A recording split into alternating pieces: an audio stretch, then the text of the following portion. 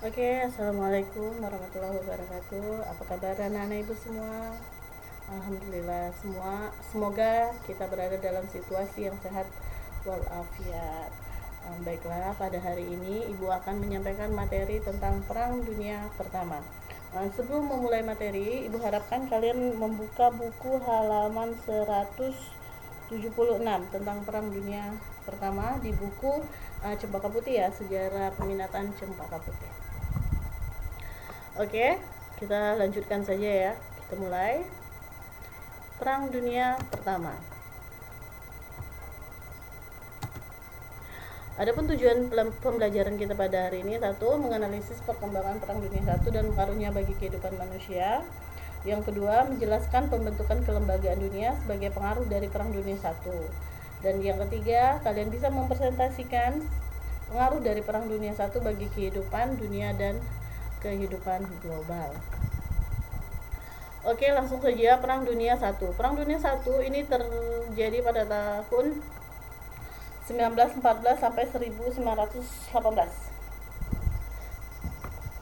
Latar belakang dari Perang Dingin ini bisa kita lihat. Di sini ibu tampilkan ada dua orang ya, sosok, yaitu satu laki-laki dan satu perempuan. Mereka ini adalah suami istri.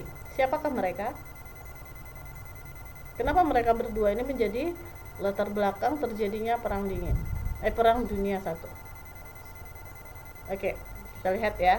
Siapa dia? Dia adalah Pangeran Austria-Hongaria atau putra mahkota dari kerajaan Austria-Hongaria yang bernama Franz Ferdinand. Dia inilah yang menjadi pencetus tewasnya Franz Ferdinand ini menjadi pencetus mulainya Perang Dunia Pertama. Oke, kita lihat di sini ya. Nah, dari bagian ini kita ketahui kalau yang menjadi otak dari munculnya Perang Dunia ke-1 itu adalah ya Serbia ya. Di sini bisa kita lihat yang menjadi otaknya itu adalah Serbia. Kenapa Serbia? Karena Serbia ini mau membebaskan atau memerdekakan etnis Bosnia. Ya, memerdekakan etnis Bosnia. Nah, caranya karena Bosnia ini berada di bawah Austria-Hongaria, makanya dia harus melakukan invasi dulu terhadap Austria-Hongaria. Bagaimana caranya? Yaitu dengan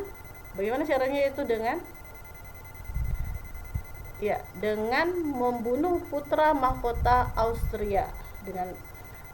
Mereka mengharapkan dengan membunuhnya putra mahkota dari Austria ini, Austria-Hongaria ini akan membebaskan Bosnia. Sehingga ya etnis Slavia yang berada di Bosnia Herzegovina itu bisa bebas dari cengkeraman Austria-Hongaria. Nah, Serbia juga berharap dengan mereka menginvasi Austria-Hongaria, ini Rusia akan membantu mereka untuk menguasai Bosnia.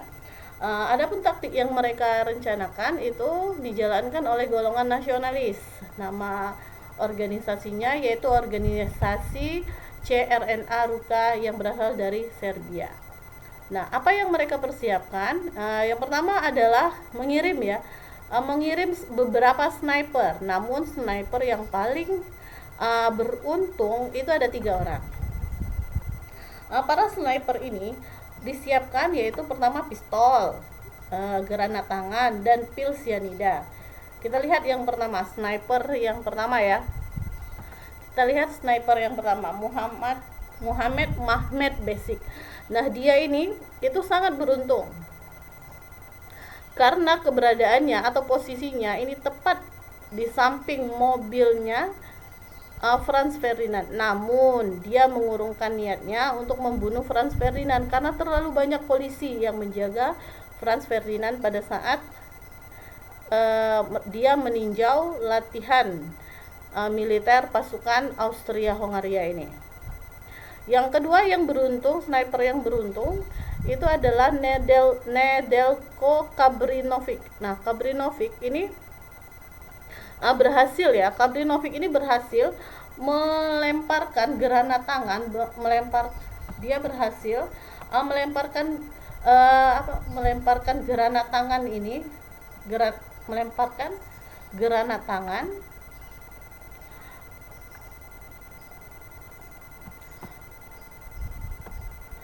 dia berhasil melemparkan granat tangan ini ya ke mobilnya granat tangan ini ke mobilnya ke mobilnya Franz Ferdinand. Namun Chabrinovic karena granat tangannya itu lambat sekali meledak, akhirnya Chabrinovic menjadi tidak berhasil untuk membunuh Franz Ferdinand ini. Akhirnya dia segera melarikan diri dan meminum pil sianida. Ya. Namun ternyata setelah diminum pil sianida itu, ternyata pil sianidanya ini kadaluarsa. Dia akhirnya melarikan diri juga ke sungai, dan ternyata sialnya di samping pil sianida yang dia pakai ini kadaluarsa, ternyata sungai yang mau dia loncati itu ternyata tidak terlalu dalam. Akhirnya Chabrinovic ini berhasil ditangkap. Nah, yang ketiga adalah Gavrilo Princip. Melihat percobaan pembunuhan yang dilakukan oleh Chabrinovic, akhirnya tentara Serbia segera mengamankan Pangeran Franz Ferdinand ini beserta istrinya. Namun karena mereka salah rute atau salah jalan, akhirnya terpaksa mobil tersebut itu mau putar balik.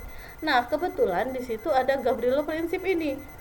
Bagai ketiban durian runtuh ya si Gavrilo Princip ini, akhirnya dia segera mendekati mobilnya si Franz Ferdinand beserta istri dan langsung menembakkan pistol yang sudah menembakkan pistol ini ke arah istrinya Franz Ferdinand. Kemudian dia menembak lehernya Franz Ferdinand. Mereka berdua akhirnya segera dilarikan ke rumah sakit terdekat, namun tidak selamat. Nah, bagaimana nasib Gavrilo Princip? Nasib Gavrilo Princip ini sama seperti Chabrinovic. Setelah membunuh, rencananya dia mau menelan pil sianida. Ternyata pil sianida yang ditelannya itu juga kadaluarsa. Akhirnya Chabrinovic dan Gavrilo Princip ini berhasil ditahan oleh tentara Austria-Hongaria.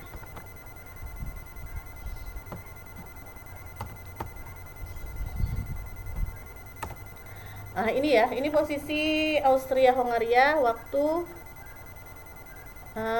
baru sebelum Perang Dunia I. Ini posisinya terlihat di situ, ya, sangat terlihat di situ posisinya, yaitu di mana kerajaan Austria-Hongaria ini itu berada di dekat Serbia, Montenegro, Italia, Romania, dan kemudian mereka ini bergabung dalam nanti ya Triple Entente dan Triple Alliance. Sangat luas ya daerahnya. Oke, selanjutnya kita lihat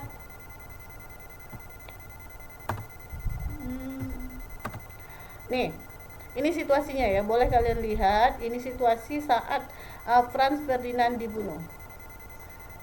Ini si Gavrilo Princip ini menembak perut dari Sofia Chotek, dan ini Franz Ferdinand juga sudah tertembak. Ini posisi dari sebelah kanannya ya, kalau ini sebelah kiri. Nah, ini si Gavrilo Princip ini. Dari wajahnya kelihatannya dia sangat ini ya, sangat culun kalau bahasa kita. Oke, selanjutnya kita lihat ya. Kita lihat, nah ini pengumuman perang. Nah, dari kejadian pembunuhan Franz Ferdinand ini, itu banyak sekali negara-negara yang menyatakan perang. Ada apa sih sebenarnya? Kita lihat ini sekilas tentang kerajaan Austria-Hongaria ya. Kalau Austria dan Hongaria ini merupakan terdiri dari berbagai etnis. Mereka sangat multi etnis, multi agama, multi bahasa. Kemudian dia juga berasal dari dinasti Habsburg, yaitu mereka ini banyak sekali yang dinyatakan pernikahan incest ya.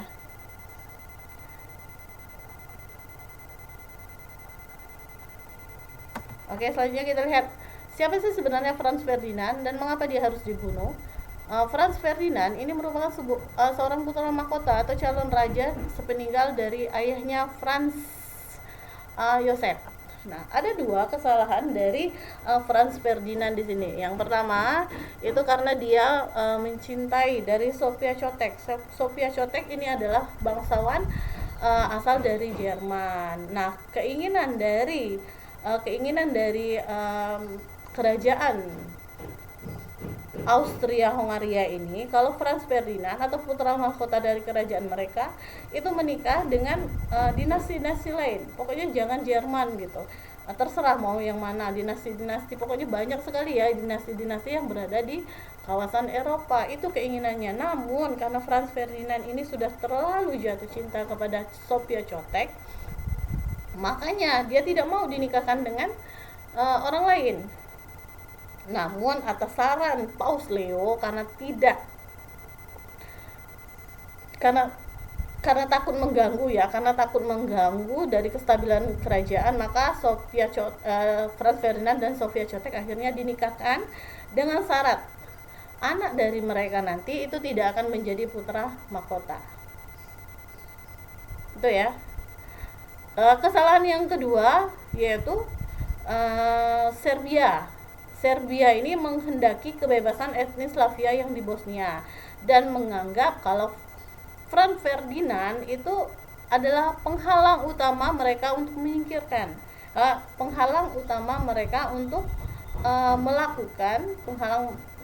melakukan penguasaan terhadap Bosnia.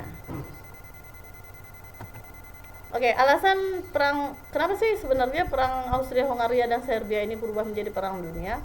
Kita lihat di sini. Yang pertama adalah situasi panas di Eropa akibat runtuhnya Turki Utsmani. Runtuhnya Turki Utsmani, ini negara-negara bagian dari Turki Utsmani ini mulai membebaskan diri atau melepaskan diri dari Turki Utsmani, sehingga mereka sulit ya, mereka mengalami kesulitan untuk menentukan batas-batas. Kadang-kadang antara batas satu negara dengan negara lain itu saling terbentur. Oke, yang kedua adalah ultimatum dari Austria-Hongaria yang tidak dihiraukan oleh Serbia. Serbia ini tidak mau menyelesaikan masalahnya dengan Austria-Hongaria. Sementara Austria-Hongaria ini merasa sangat marah karena putra mahkota mereka ini dibunuh oleh Serbia. Yang ketiga adalah perang. Ini banyak sekali melibatkan negara-negara besar, karena memang sepertinya negara-negara besar itu sudah siap gitu. Mereka sudah menyimpan ide masing-masing untuk melaksanakan sebuah perang. Nah, di sini kita lihat ya, pertama Kekaisaran Rusia mendukung Serbia. Rusia ini mendukung Serbia. Kemudian di sini kita lihat Jerman juga di sini mendukung Austria-Hongaria. Di sini kemudian karena Jerman mendukung Austria-Hongaria, akhirnya Rusia dan Perancis juga menyatakan perang terhadap Jerman. Akhirnya Jerman juga menduduki Belgia yang diduduki oleh Inggris. Akhirnya Inggris pun juga menyatakan perang dengan Jerman. Oke, mungkin itu saja yang bisa Ibu sampaikan pada kesempatan ini. Itu sepintas saja ya mengenai Perang Dunia Pertama. Adapun tugas yang akan Ibu sampaikan kepada kalian ini, Ibu harapkan dikerjakan semuanya ini double folio ataupun HPS. Jangan lupa identitasnya yaitu nama, kelas, mata pelajaran, dan guru mata pelajaran. Oke, mungkin itu saja yang bisa Ibu sampaikan anak-anak pada kesempatan ini. Jika ada salah-salah kata, mungkin ada yang kekurangan, ada yang kesalahan, Ibu mohon dimaafkan. Itu saja. Billahi taufiq wal hidayah. Wassalamualaikum warahmatullahi wabarakatuh.